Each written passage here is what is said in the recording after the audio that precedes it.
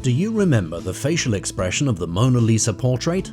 Or how about when Darth Vader said, "Luke, I am your father"? Or the cartoon show you used to watch as a kid called the Looney Tunes? Or I'm sure you certainly remember Oscar Mayer hot dogs, right? Well, all of these are not what you actually thought they were, otherwise known as something called the Mandela effect. So what is it? What is the Mandela effect? Well, it's an unusual phenomenon where a large group of people remember something totally different from how it actually occurred. This voodoo-like occurrence has convinced conspiracy theorists to believe it is proof of an alternative universe. But medical doctors have, over the years, tarnished that argument. They claim the Mandela effect is an illustration of how our memories can be imperfect from time to time. This video will shed light on exactly what this phenomenon is, how it came about, and everything you need to know about it. So how exactly did the name come about? Well, the Mandela effect received its name when a self-identified paranormal consultant named Fiona Broome discussed in detail how she remembered former South African president and anti-apartheid leader Nelson Mandela dying in prison in the 1980s. However, this isn't true, because Nelson Mandela was actually sentenced for the first 18 years in the Robben Island prison of his total 27-year sentence. It wasn't until the year 2013 that Mandela had passed away, making Fiona's vision somewhat a mystery. Fiona gave a picture-perfect description of how she thought the events unfolded. She talked in detail on news coverage about Mandela's demise and even recited the speech given by Mandela's wife during the funeral. The mysterious part is that none of it really happened. As if that's not enough, Fiona later discovered other people shared the same vision as her. Even though the event never occurred, Fiona wasn't the only one who felt like it did. Upon this odd misunderstanding by a mass group of people is what led to this phenomenon now known as the Mandela effect. Conspiracy theorists and medical doctors give entirely different views on the cause of the Mandela effect. Some doctors believe the Mandela effect is a form of confabulation. The most common analogy of confabulation is honest lying. This is when an individual creates a false memory with no intention to lie or deceive others. It goes ahead to explain that such people are usually attempting to fill in gaps in their memories. One theory that tries to explain the Mandela effect originates from quantum physics. It states that alternate realities may be taking place and mixing without a timeline. Theoretically, this would mean a group of people recounting the same memories because the timeline has been altered as they shift between different realities, what is commonly referred to as time traveling. Sounds unrealistic, right? You're not alone. Unfortunately, the concept of alternate realities is unfalsifiable, meaning there's no proof that these other universes don't exist. This is precisely why such theories continue to gain traction among the Mandela effect believers. No one has proved it's not real, so scientists cannot entirely discount the possibility of it. The mysterious part of it makes it even more popular among the Mandela effect community. A more realistic explanation of the Mandela effect involves false memories. Let's take a real-life example of one in particular.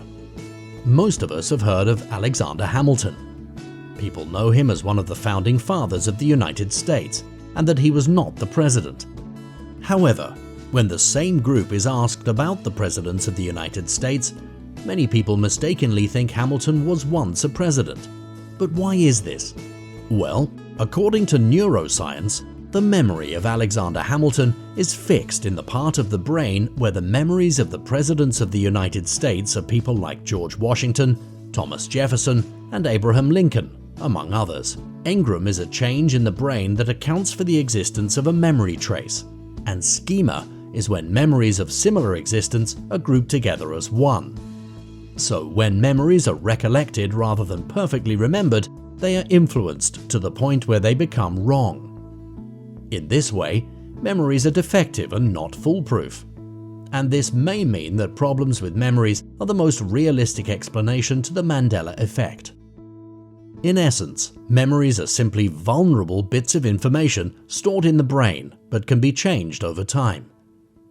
Most of us assume our memories are accurate, but that is not the case most of the time. Despite all the scientific theories given, they still don't explain how groups of people can misremember important historical events like Nelson Mandela's death.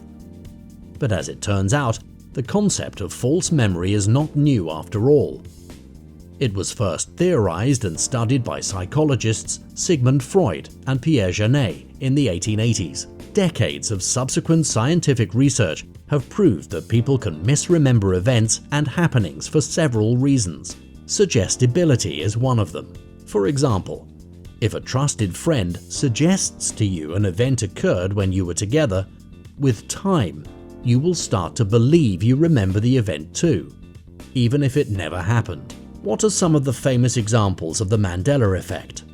Well, there is the case of the 1990s movies named Shazam starring comedian Sinbad. Sinbad did star in other movies in the 1990s and also appeared in the poster of the film House Guest, in which he looked similar to a genie. Sinbad also dressed up like a genie for one of the events he hosted in the 1990s, a time he enjoyed the peak of his career, but he never appeared in the movie Shazam. After all of these, when a person mentioned the movie Shazam, it altered the memories of other people who tried to remember the film Sinbad made back in the 1990s, in which he played a genie. Online communities spread this information over the years until it appeared to be factual. One movie that might skew people's memories of the Shazam fallacy is the 1996 movie called Kazam, which starred Shaquille O'Neal, who also plays a genie in this movie. Another famous example is that of Mother Teresa. Rumors started spreading that she was canonized as a saint in the 1990s, which did not happen. However, she was later declared a saint in 2016. And if you happen to be a movie lover, you should be familiar with the HBO show Sex in the City. Or is it Sex and the City? Actually, the correct name of the show is Sex and the City, but several people have sworn to seeing legitimate merchandise where the name of the show is spelled otherwise. Another famous example of the Mandela effect is that of Cinderella's castle. Some Disney fanatics think the castle is right near the entrance to Disney World. However, the iconic fairy tale castle is just behind the main street of the Magic Kingdom. Now, let's retrace back to the Mona Lisa portrait and the famous line Darth Vader says in the classic Star Wars film, "Luke, I am your father," that we mentioned at the start. Many people have claimed that the Mona Lisa portrait used to have a more noticeable smile, while others insist she appears mean in the photo. And the line Darth Vader actually says is just, "No, I am your father," not "Luke, I am your father." And the cartoon show you used to watch as a kid is actually called Looney Tunes. And the famously known hot dogs go by the name of Oscar Mayer with an A, not Oscar Mayer with an E. So how good is your memory? Have you experienced such an occurrence with a friend or family member? And after watching this video, which side do you pick? The conspiracy side or the scientific side? Well, if you enjoyed our video, be sure to subscribe to our channel. Give us a like, share the video, and don't forget to turn on the notification bell for timely updates of our latest uploads. We value your feedback. Feel free to share your thoughts with us in the comments section below.